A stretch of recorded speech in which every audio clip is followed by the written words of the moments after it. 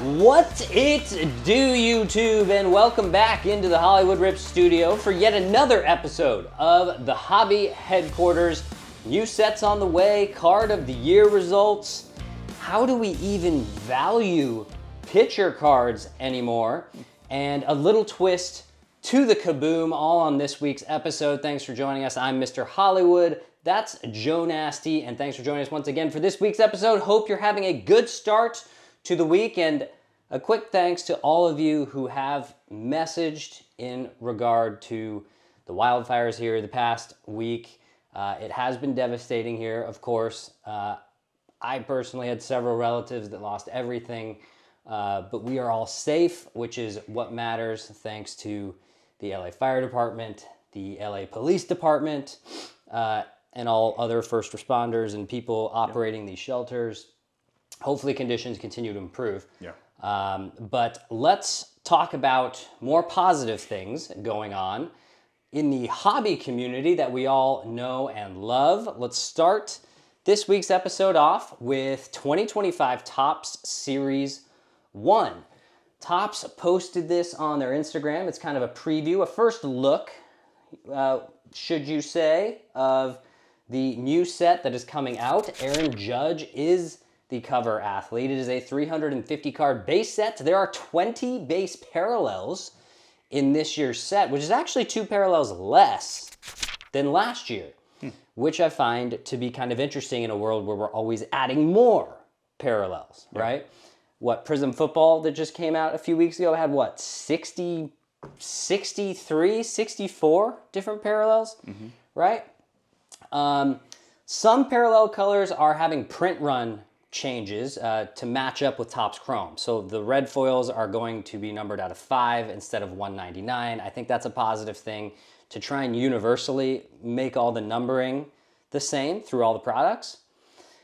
And I'm actually a big fan of this year's design. We'll put it on your screen for you now. Last year, of course, we had kind of that neon sign look to it. This year we've got white borders again, which in a lot of ways is nice, with the team name sort of in an outline type of lettering on the side. I am bummed that team logo parallels are not listed in the checklist. Maybe in Chrome, who knows, but I really liked those. The half black borders, they were tough on the paper base series sets in 2024 in terms of grading. Anytime it's black, those corners really show up as dings. 2023 design was too bland for me, just although a dream for grading purposes with those all white borders, but those were just way too simple. Really didn't look like much thought went into those. This is graphically more appealing and has white borders, so that's kind of a win-win, honestly. So good job with this one, Topps. The Chrome set will obviously be the more valued ones. Remember that with the base paper sets, if you're grading these cards, you have to remember that the base paper sets, you're usually worried more about the corners and centering on the base paper, whereas the Chrome sets, you're generally kind of worried a little more about centering and the surface, because the surface of the Chrome cards are much more easily scratched or dented. But I think the design will translate well to Chrome. I personally like it. What are your thoughts on 2025 Topps Series 1, how it's looking? I mean, anything's better than what you showed me from the one 2 years ago. That was just like face, whatever. Graphically, it's, dare I say, groovy. I'm looking at it right now. Like that lining from the bottom to the top, like that piping, I really dig. Yeah. So, all for it. Yeah, I was a fan of the neon sign look, honestly, with last year's version, although I think it translated much better in Chrome than it did base paper because of the black. Because the black did crack. The black, yeah, because of the black Go borders. figure. But this one I think will actually do very well in both, and it's basically just a better version of the 2023 design. Yeah, right? I see what you mean. The neon also sort of gave it like this grungy, like late night look. Yeah, it did. It did. It's like, man, I am really having a tough time. I'm walking the streets, and there's a card with the team names popping at me because the bulb's out. Yeah, I felt like last year's set, like you could get handed by some dude like flipping the card on the Vegas Strip, like asking you to come to a nightclub, you know? As opposed to what? What's on there now? Yeah, I mean, I look. I think it's a very good balance. I think they've struck a good balance with this one. Harmony, exactly. All things are balanced. But let's move to hobby story number 2, and that is Topps Card of the Year results. Oh, yes. There was a bunch of voting going on. There was I think there was 4 or 5 different options, but the top 3 finishing cards were in third place. The Shohei Ohtani Dynasty Black 1/1 Logo Man autograph from that 50-50 set. Okay, a little surprised. Yeah, in second place was the Paul Skeens rookie debut patch autograph. And in first place, your favorite card ever made, the Steph Curry, LeBron James, Kevin Durant Olympics triple autograph 1/1. Now, I know we don't agree with this list. Are you sure? I don't even have to ask you if you don't agree with this list. I could have come around. Obviously, the Olympics, as we've alluded to many times, happens once every 4 years. We're just going to have another one of these cards in the 2028 games when the U.S. blows everyone out by 30 points in every game there, too. Heck yeah. USA. Paul Skeens, obviously unreal rookie year, but who knows what happens long-term career-wise. It was half a season. Like, he pitched half a season.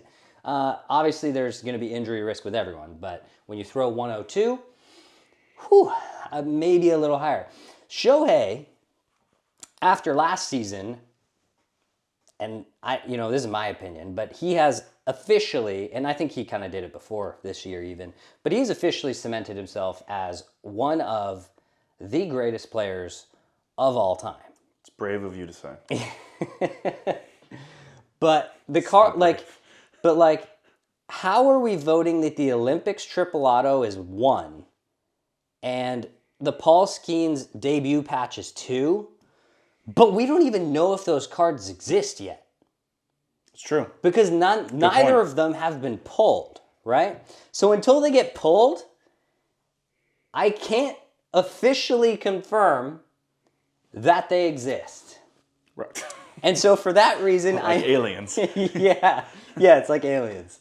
So for that reason, I still would take either the Ohtani Dynasty Black, or I would have taken the Lamine Yamal rookie Topps Chrome Superfractor autograph. I mean, that card, in my opinion, talk about having a broader reach than a Paul Skeens card.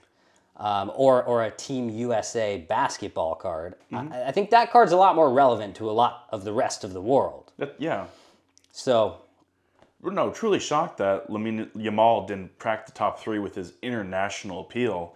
I completely agree with you on your take on cards 1 and 2. I think my stance on number 1 has been hammered on, to put it lightly. It really has. But I'm just really surprised with the international appeal. And the thing with this Paul Skeens, here's my thing. I think Paul Skeens is a really, really, really good pitcher who earned Rookie of the Year and so on and so forth. But something's not adding up for me. Like, what is, and I'm going to ask a really dumb question here, but like, is half of like this hype and appeal and so on and so forth, I get that people think this is going to be a horse we see for 10 years plus. But is part of this Livy done? Because, like, truly, like, because we heard about him out of LSU, but we heard about Steven Strasburg when he was a sophomore at San Diego State. You know what I mean? Mm-hmm. We've seen fireballers come through that didn't necessarily have the same cachet or the panache, the same heat that Paul Skeens cards are carrying. Yeah, truly, literally and figuratively, like the heat. Yeah. Because we're talking about youth, right? Like the future of a game. Lamine Yamal has actually won and accomplished stuff. Like the Rookie of the Year and the stats that Paul put up were very good.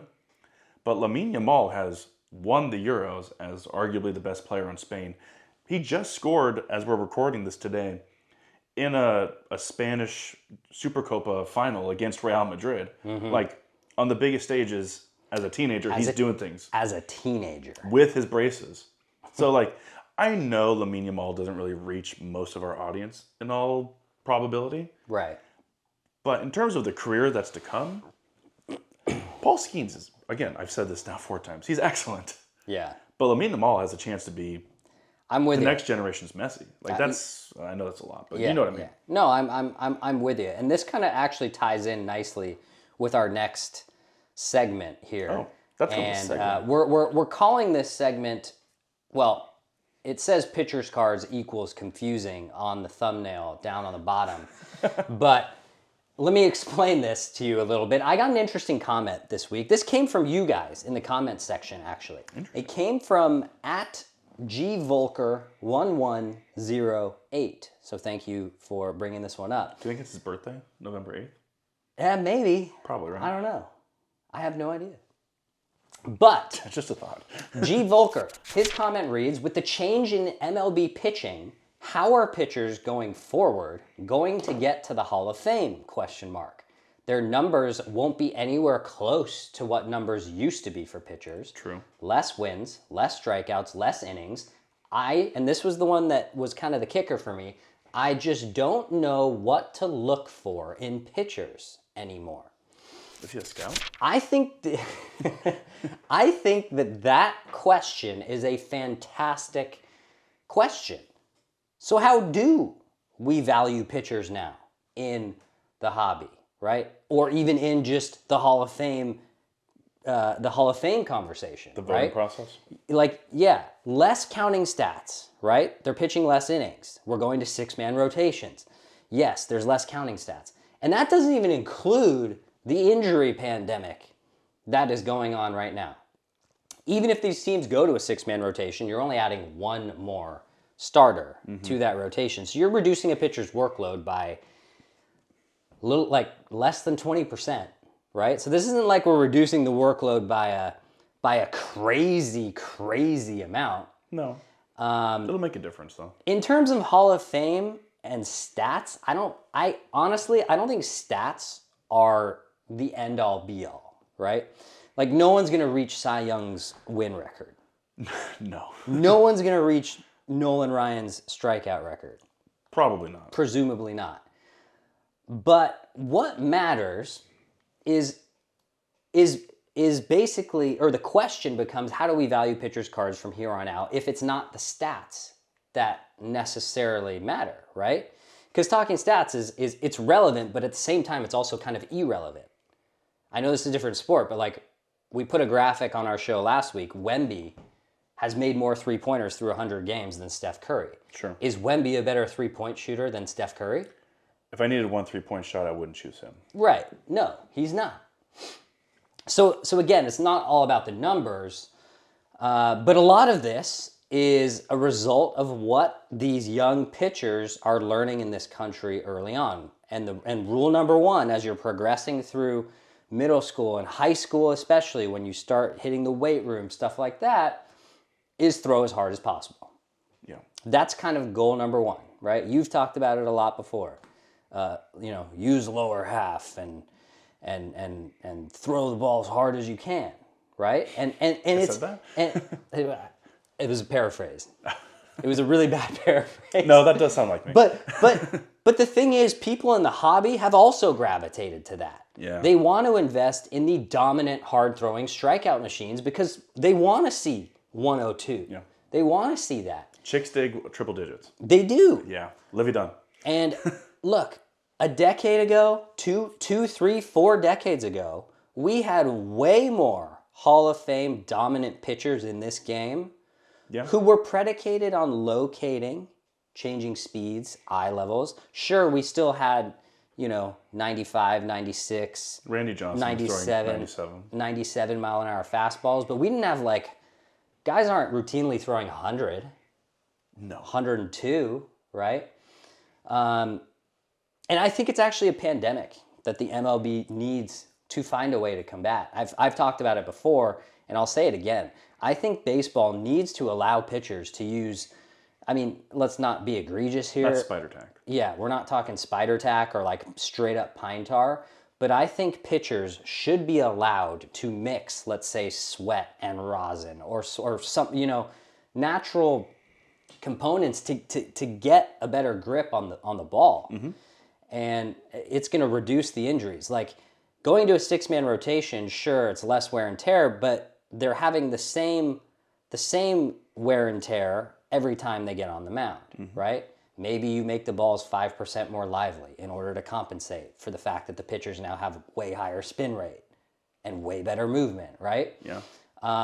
But as long as the current way of checking pitchers' hands every inning to make sure they're dry as a dry as dry as the desert. Like I'm just not touching pitchers' cards who throw over 96, 97 because it's just too risky. Because they just have to grip the ball way too hard, and it's a shame because the 6-man rotation prevents stars from starring.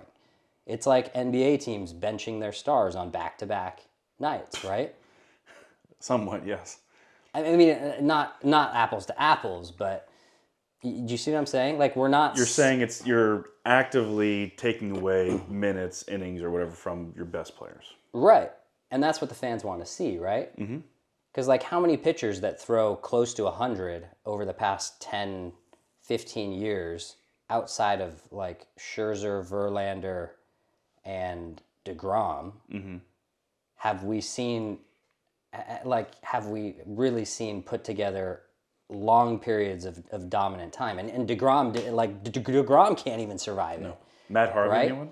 And these are like first ballot Hall of Famers. Maybe not DeGrom, but Verlander and Scherzer certainly first ballot Hall of Famers, right? Yeah. Oh yeah. So at this point, I think buying pitchers has to just be more about you just like that player, you love that pitcher, but it's not really about investing, in my opinion, with how pitchers are treated and how their bodies are reacting to this constant need to reach back for that extra couple miles an hour. But if I had to invest in modern pitchers cards, just like we said it last week, I'm more interested in the Yamamotos of the world than I am the Skeens of the world. Yeah. Just because it's like, I would take Greg Maddux over Paul Skeens, right? I enjoy watching Maddox more, but I know what you mean. Yeah. You have any thoughts on it? I do. So I'll break it down into two things. Sort of like what we were talking about with like how are guys going to get into the Hall of Fame, and then sort of the pandemic, if you will, with the pitchers. And I'll move this over so I don't have to the injuries. Yeah, the injuries. In terms of how guys will get into the Hall of Fame, I think we'll be able to use like advanced metrics, sort of like WAR, FIP, which is field independent pitching. Yeah. Like how do you pitch without the defense behind you? Of course, ERA plus as well. And then I think you can still use traditional stats similar to like WHIP and ERA to gauge how guys are going.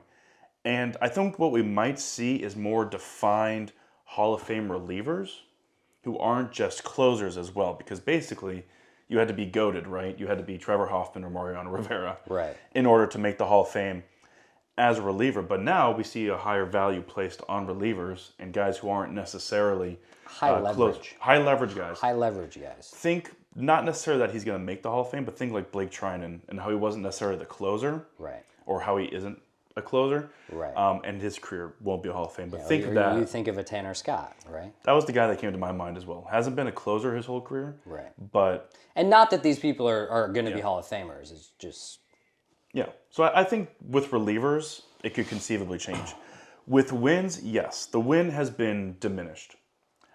But guys do still need to cover innings. You can't go a whole season with your starter and you're only going 3 innings or so over the course of 162. Like bullpens cannot cover 5 to 6 innings from March until October. So like in order to earn a win, you do need to hit that 5-inning minimum. So I do think wins will come into play. But yes, it is diminished, and the wins record will never be touched. And like teams are like, you didn't get a win, that's not really a big deal. But they have their metrics, how they value who's really good. So I do think we'll see these horses who get into, even now saying the 6th inning will be a big deal for starters, because there's massive value in that. But here's my deep dive into pitchers' injuries, and I'll be brief. They are throwing max effort every pitch. That is a huge issue, and it's terrible for your arm. To reach back every single pitch for 80 to 100 pitches, even for a reliever, for 12 to 20 pitches an inning to go max effort is not good. There needs to be some stickiness. And I think where you go is actually across the ocean, because Japan, they actually have balls that are pre-sticky. And that's what their pitchers have to deal with coming over here, is that they've built in stickiness onto the ball. Interesting. So you don't have to go to anything else. It's I didn't already know that. predetermined. Yeah. So I think that's what that's the first place you start, because to grip as hard as possible is just going to make your forearm explode. Right. And so they need to allow something. I think there's a deeper problem, though, and that's youth specialization. And with that, I think playing multiple sports as a youth is imperative. I think for who's the best QB in the NFL? Like, truly no argument. It's Mahomes, right? I mean, You know what I mean. Like, I mean, most successful right now. you know what I mean, Yes. though. Like, I would probably. I mean, yeah. Okay. yes, Lamar, Josh Allen, this, that, whatever. Joe Burrow. Like, but you Yeah, know. I think Burrow's probably the best thrower. But what did Patrick grow up doing? He grew up playing baseball. Yeah.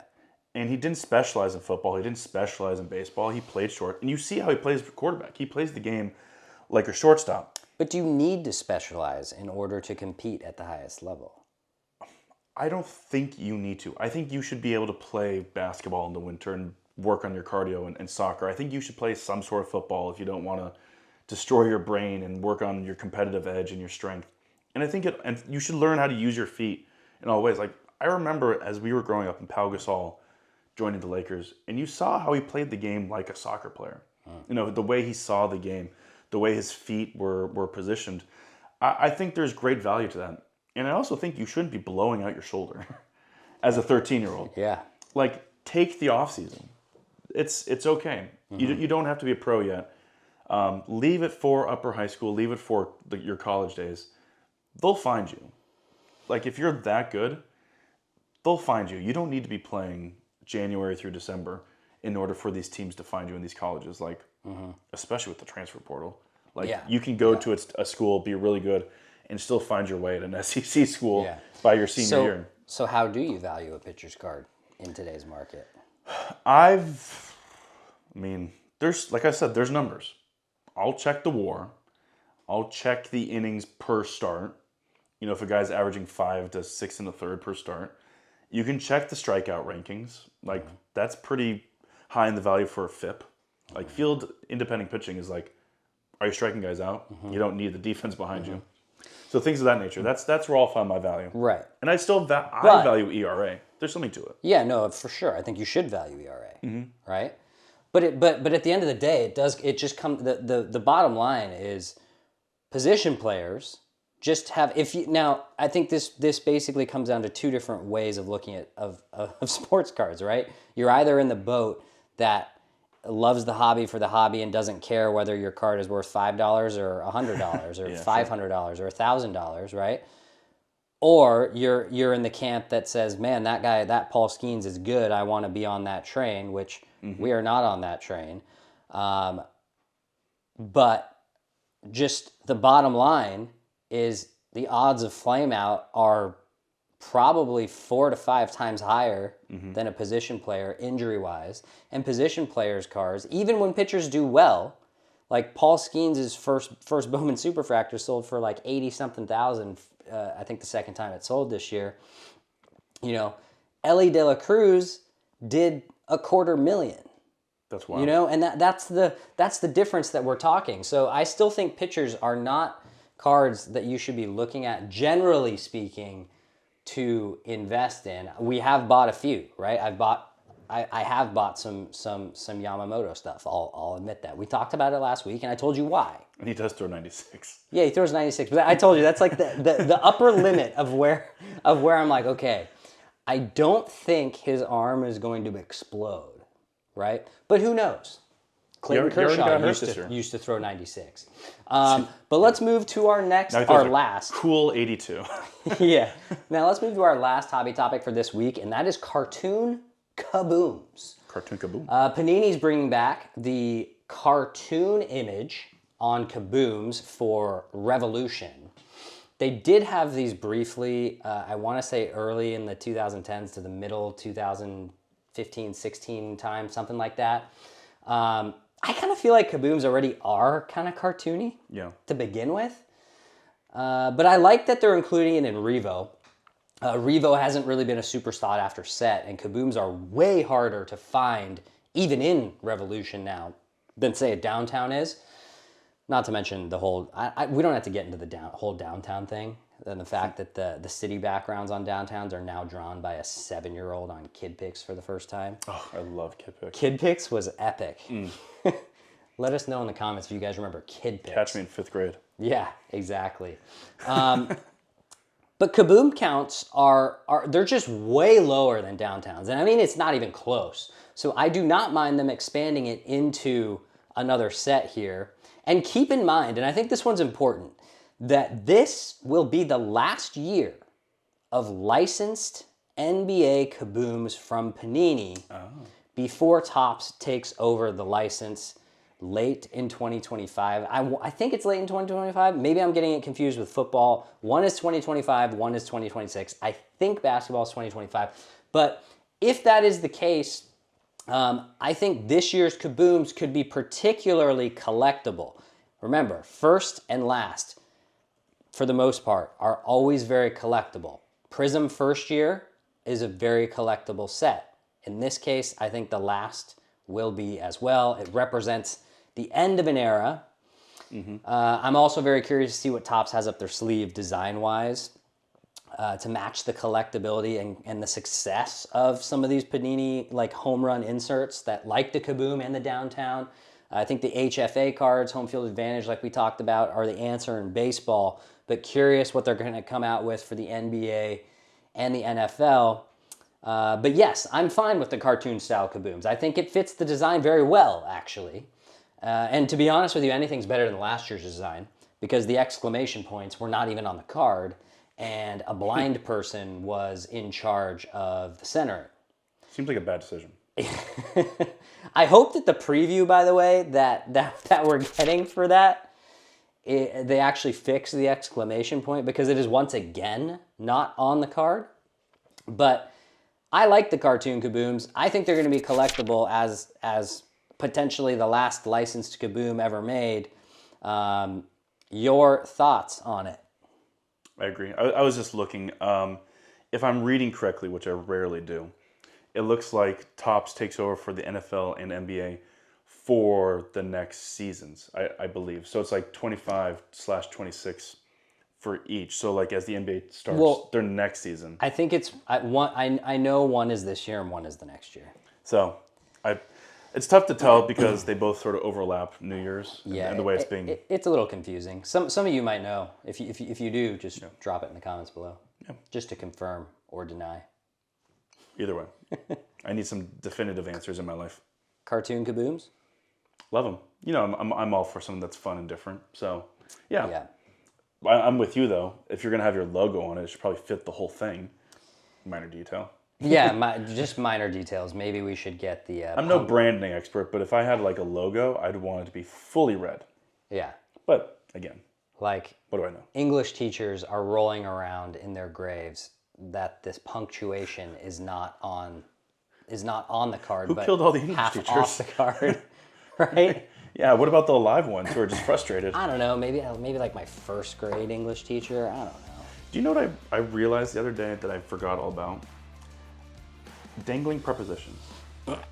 I don't even want to get into dangling. Of what you are speaking. At the time, I remembered it, and then I was like, oh, that was the thing that I've totally let go of. That doesn't matter. I've let go of everything from elementary and high school for the most part. But that'll be a wrap for us here at the Hollywood Rip Studio for the Hobby headquarters this week. Hope you enjoyed this week's episode. If you did, don't forget to drop a like and comment down below and subscribe to the channel. Ring that notification bell as well so you don't miss the next one. Ran out of batteries. So from both of us here at the studio, I'm Mr. Hollywood. That's Joe Nasty. We'll see you tomorrow for Hot in the Hobby. Mr. Hollywood and Joe Nasty out.